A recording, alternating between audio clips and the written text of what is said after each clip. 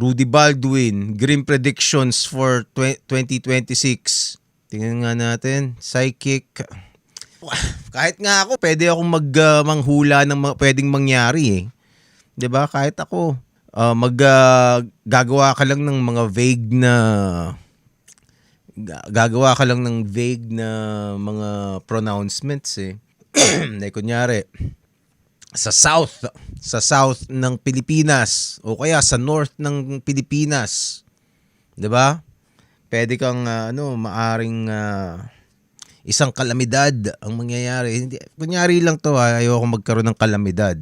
Pero yung kalamidad naman kasi hindi mo naman hindi mo naman mapipigilan 'yan, 'di ba? Wala kang magagawa kung gustong magkakalamidad ng nature. Magkakalamidad 'yan. Ang sinasabi ko lang, since napaka-random ng mga kalamidad, pwede mo siyang sabihin dito sa north or south ng Pilipinas, magkakaroon ng kalamidad, ilan ang mamamatay, 'di ba?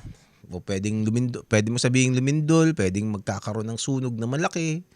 Sa lawak ng let's say ng Mindanao o kaya ng Luzon, di malamang pwedeng mangyari talaga 'yun. Tapos pag hindi nangyari, di nakalimutan lang, 'di ba?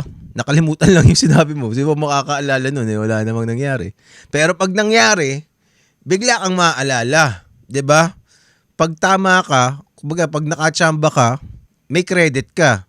Pag hindi ka, kung walang mangyaring kalamidad, walang maniningil sa'yo, 'di ba?